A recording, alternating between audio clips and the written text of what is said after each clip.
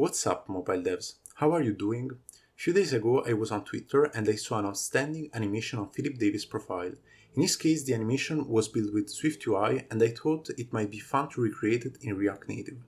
So today we will make from scratch this beautiful 3D card animation using just 3 different ingredients: gesture handler, Reanimated, and React Native Skia. In particular, we will use Skia for the gradient on the background. Probably, if you are watching this video, you are already very familiar with React Native Skia. It is a package recently created by William Candillon and Christian Folk that brings Skia to React Native. If you are interested in more videos on Skia, you should definitely check out William Candillon's channel. I would like also to take this opportunity to thank you all for the support during the previous months. We are almost to 4,000 subscribers, which is for me an unbelievable achievement. Thank you again. So that said, we can finally move to the code part. So here I've created a React Native project with the React Native CLI. So this time we are going to use the React Native CLI instead of the Expo CLI, since Skia it's not fully compatible with the Expo environment. So in the package.json you can see that I've already installed the Skia package, the gesture handler package, and the Reanimated package. So in order to complete the Reanimated installation process, don't forget to add the React Native Reanimated plugin in the bubble config.js. That said, we can start to build our user interface. So first of all, let's update the background color. We are going to use a background color equal to black. And here we can start to develop our background gradient. So basically we are going to develop first the gradient, after the credit card, and finally we are going to animate the credit card. So the gradient will be built totally by using Skia, and there will be some logic inside, and therefore I prefer to build it in a separate component. So let's define here the components folder and the background gradient TSX. So here I will just use some React Native snippets, and let's specify here background gradient. So inside this component we are going to this component we are going to pass the width and the height, and that's because it's better to pass the width and the height from here, since we are going to use later a lot the width and the height of the background gradient inside this app component. So let's start to import the background gradient component, and let's define the width and the height. The height will just be equal to 256, so feel free to use whatever value you want. And the width will be equal to the 90% of the screen width.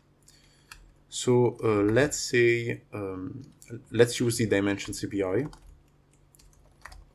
in order to access the screen width. So here it is, and let's define here the width equal to screen width multiplied by 0.9. So we can pass here the width and the height. So inside this background gradient component, as I told before, we are going to use a lot Skia. In order to use the Skia components, we need to wrap every component with the Canva. So we need to wrap all the components with the Canva component from Skia. So let's remove this view and let's import the Canva component from React Native Skia.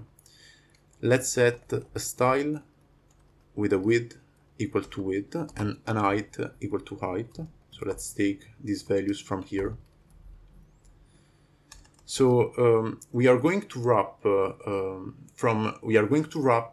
rectangle, since the gradient will be displayed inside a rectangle, but we are going to have a rectangle with some border radius. So in order to build such component, Skia provides us the rounded rect component. To this component we need to pass the x, the y, and the width, let's say width, and the height. So in order to see something, let's just update the color. and here we go.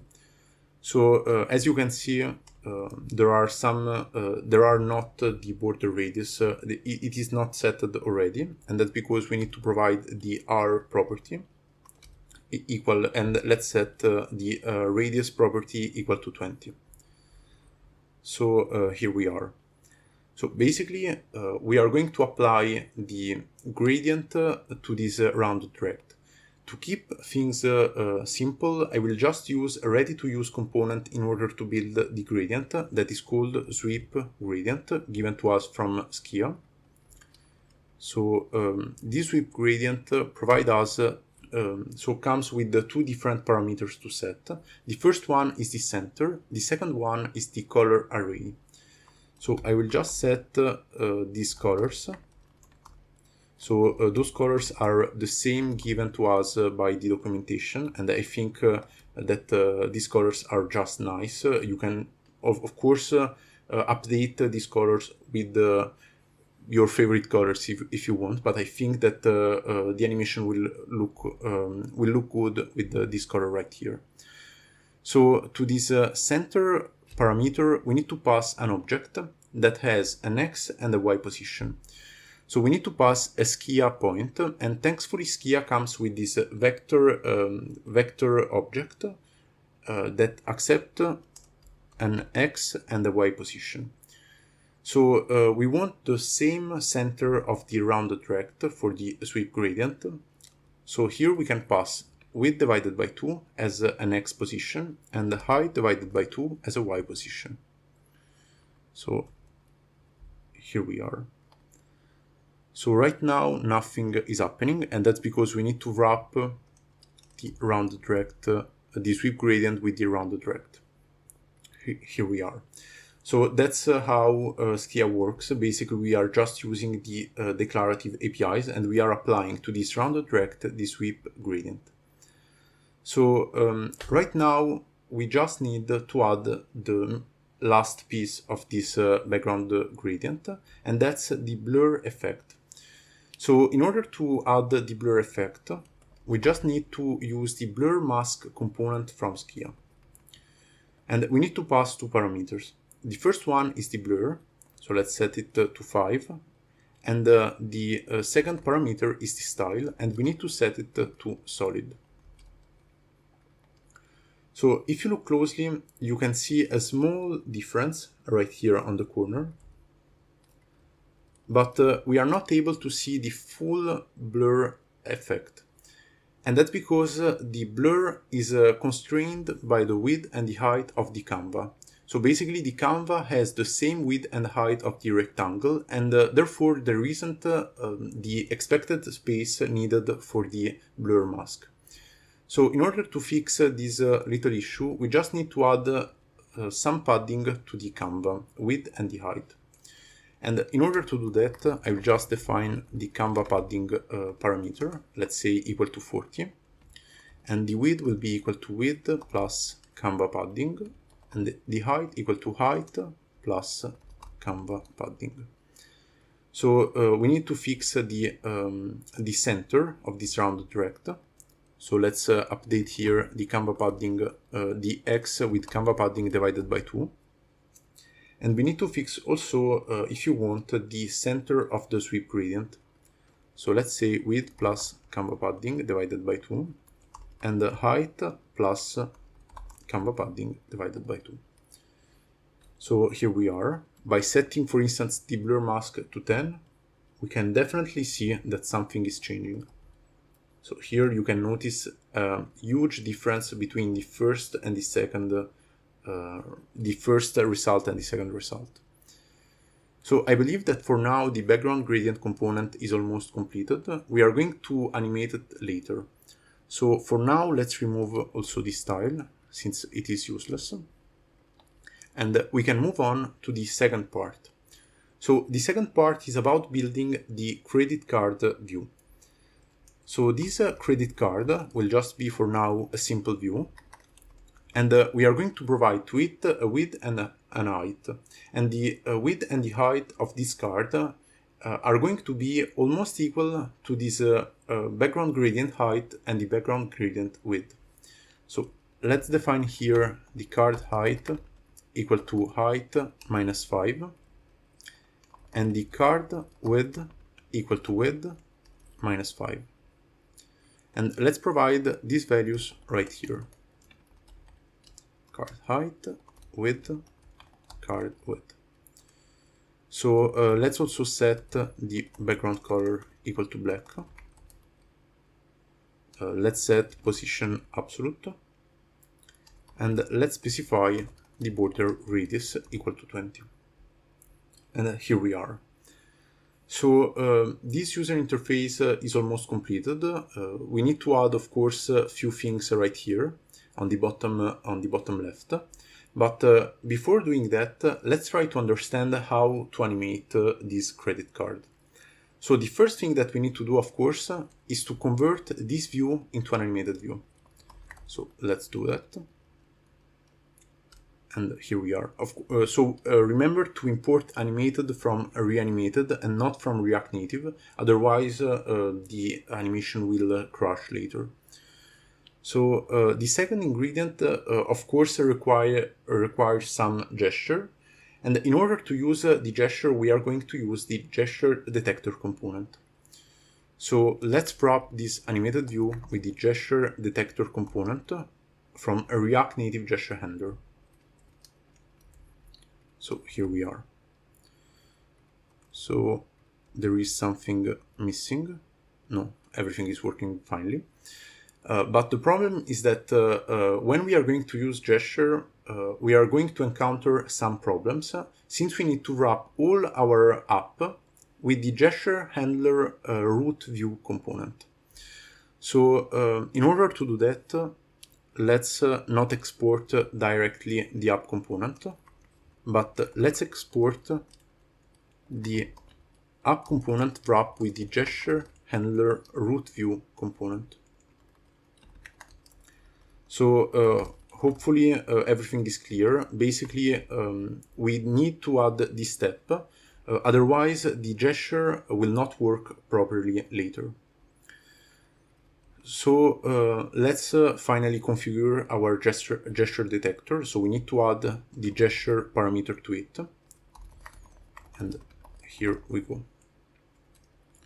So if you're not familiar with this kind of syntax with the gesture detector, the animated view, reanimated, and so on and so forth, feel free to check out my other videos on this channel. I will put, of course, in the video description a lot of content that can be very helpful in order to better understand those concepts.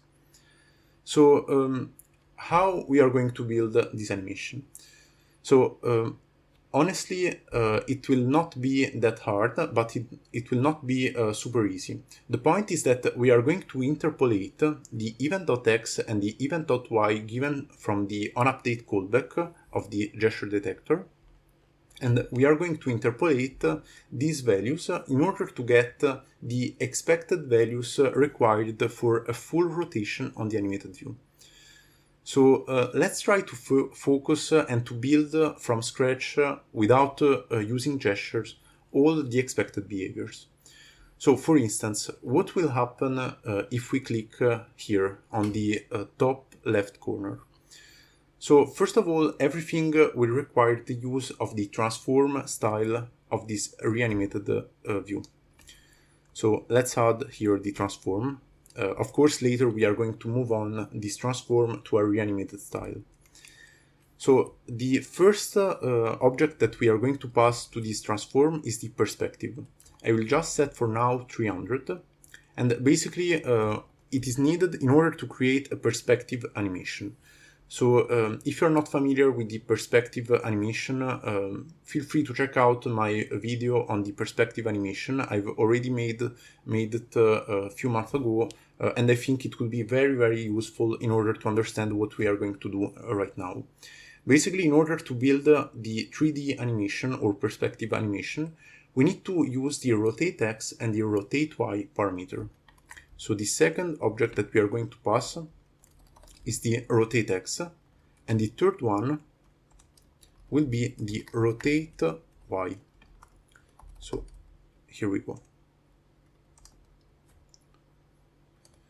So of course nothing is changing on the UI, and that's because we need to set these values.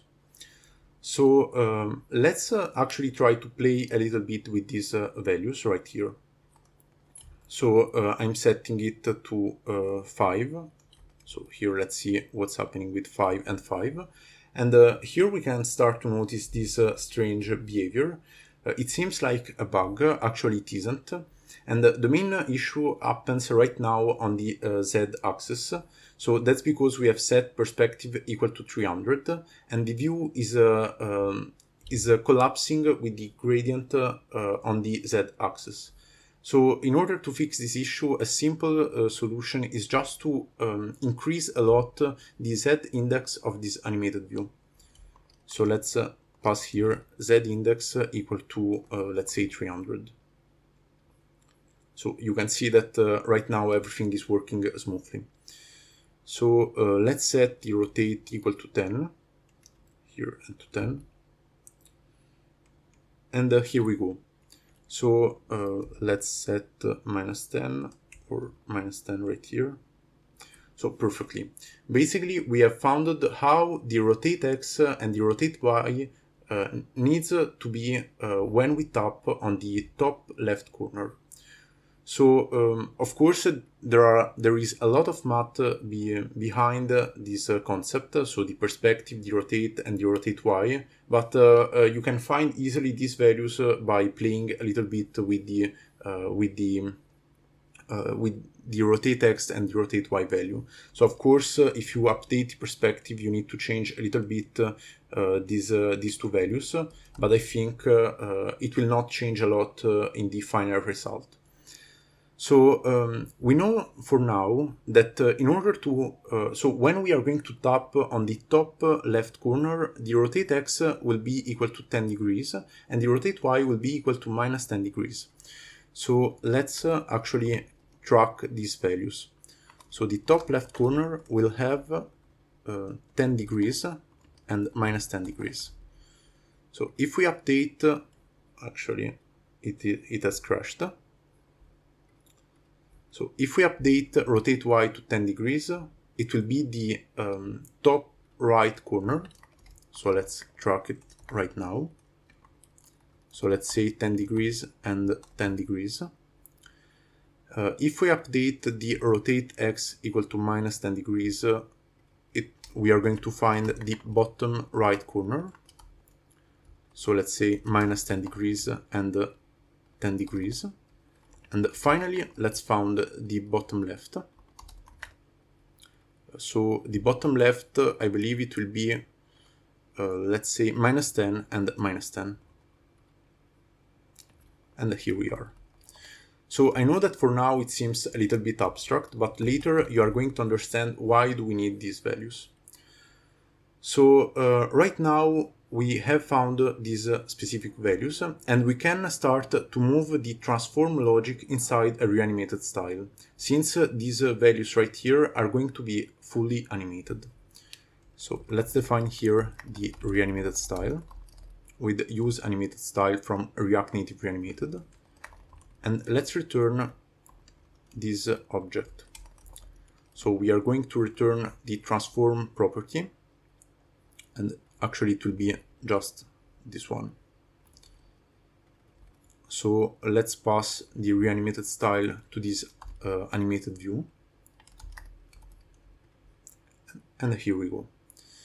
So right now we need, of course, to animate, to track the gesture. So we need to use the pan gesture, and we are going to use for now just the onUpdate gesture. So from the onUpdate, we are going to get the event, and let's see if everything will work smoothly. I will just log the event.x and the event.y. So here, let's just comment the event.y.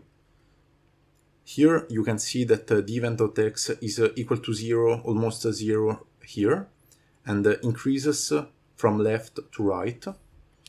Instead, the event.y will increase from the top to the bottom. So here the event.y is almost equal to 0. So let's save these values inside some shared values. So we are going to create the x shared value that will have initial value equal to 0, and the y shared value, of course, initial to 0. So let's assign to the x.value the event.x, and to y.value the event.y. So this x value, actually let's rename this x value to rotate x and this one to rotate y. Rotate x and rotate y. So of course we are assigning the event.x to rotate x.value and the event.y to the rotate y.value, but these values right here needs to be a little bit updated in order to get the effective rotation that we want. And the trick right now is just to use the interpolate function. So let's pass here, let's use the interpolate function from React Native Reanimated. We are going to interpolate the event.x value. We need to pass the input range, so the event.x will change between 0 and card width.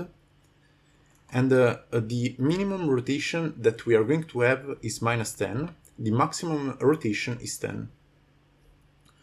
So the same can be applied to event.y. So let's use the interpolate function.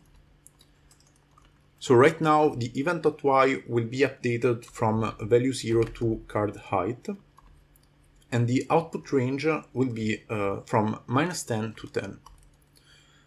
So in order to avoid strange behaviors, let's also define the extrapolation type by setting extrapolate.clamp. So here we are. So at this point we can retrieve the values right here.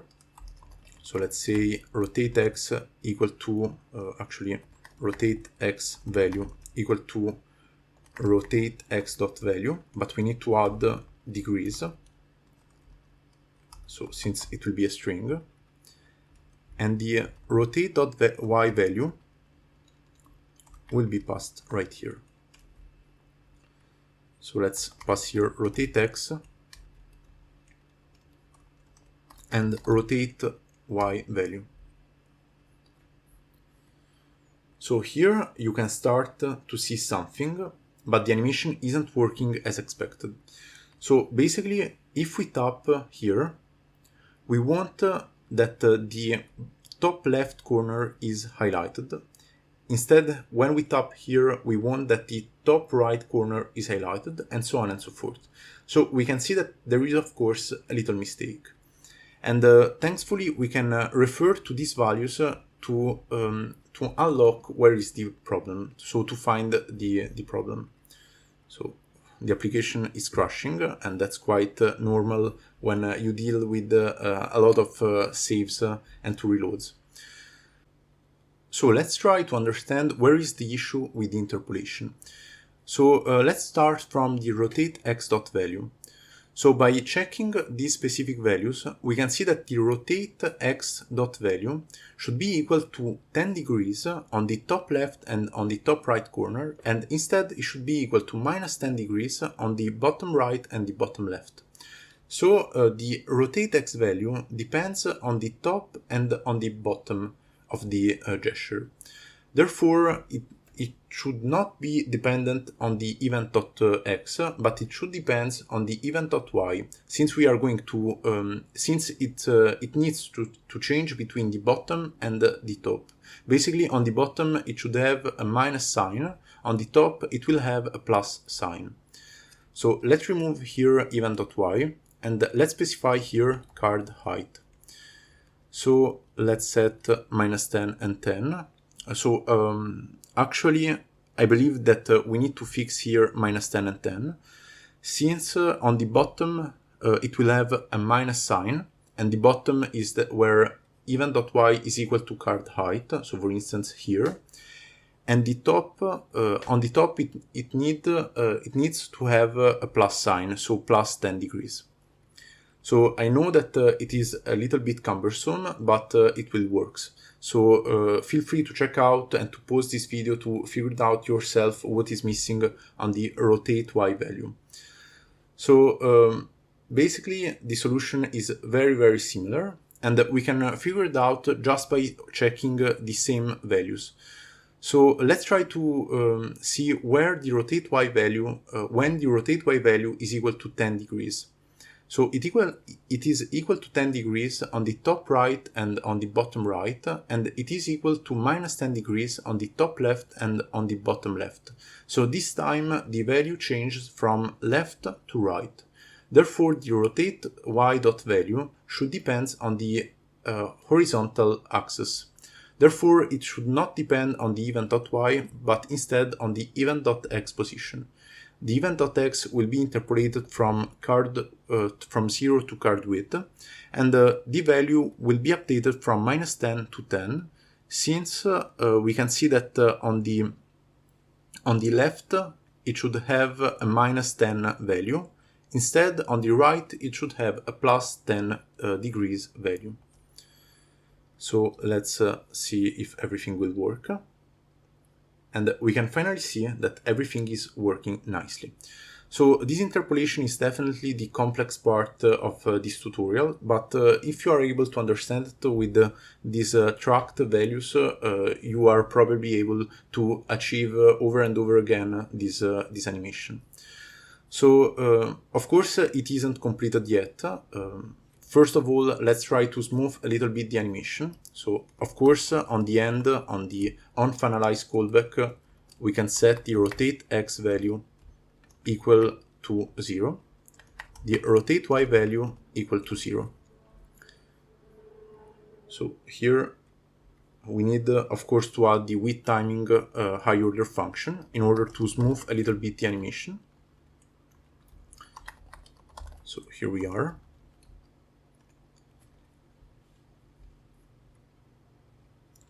So everything is working properly, and we need to start this animation not on the onUpdate callback, but on the onBegin callback.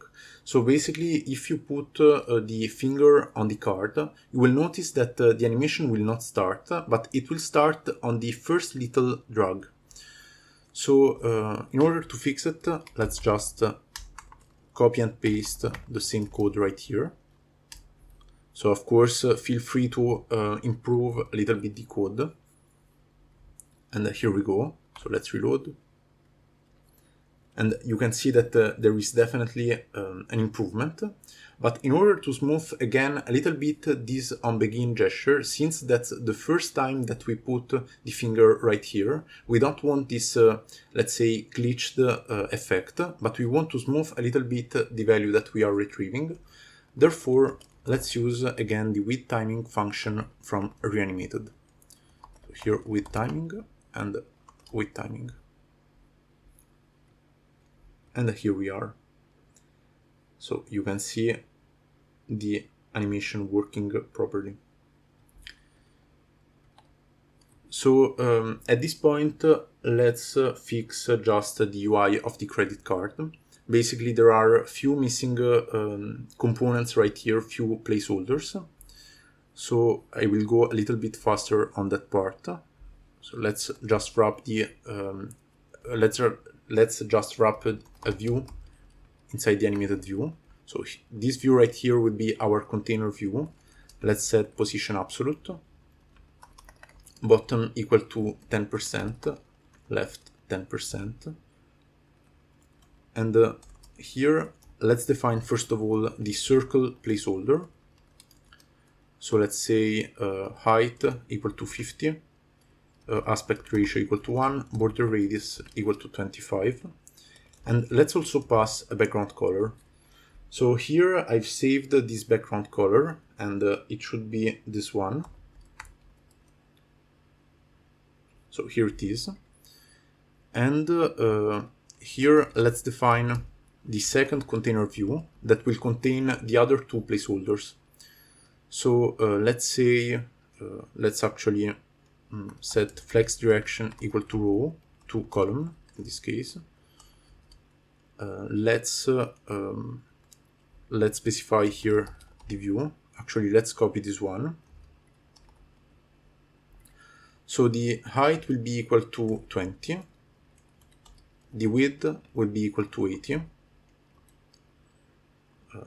I believe, let's say 25. And let's replicate again this view. So of course there are a lot of better ways of doing that, but just to be a little bit faster, I will write it this way. And let's fix the flex direction. So actually this flex direction is correct. It needs to be equal to rho. So here it is. Let's update here the margin left equal to 20. Let's say actually equal to 10. And justify content equal to space around. So I believe we need to reduce a little bit the height. So of both views. Of course, if you have a single style, it will not happen. You don't need to repeat yourself while writing code, but we just need a missing ingredient. So, of course, this is just a React Native, and I think this is, of course, the easiest part of this tutorial. And you can see how this animation is working. I cannot believe that this is React Native, actually. But that's just to see that you can achieve incredible animation also in React Native. So at this point, honestly, there is just a little thing that I want to add to this animation. And basically, it is related to this background gradient. So honestly, we have used the React Native Skia package in order to build this gradient. But you may be wondering, why do we need Skia in this specific case? So of course, you can just use an image. You can place the image on the same place. You can get a result that is quite similar for the final user. Of course, it will not be the same, but it will be slightly different. But you cannot achieve a specific thing. So you cannot animate this gradient. So with Skia, we can do that. So let's bring this gradient alive, and in order to do that, we are going to use the Skia animated values, and we are going to bind the reanimated values to the Skia animated values.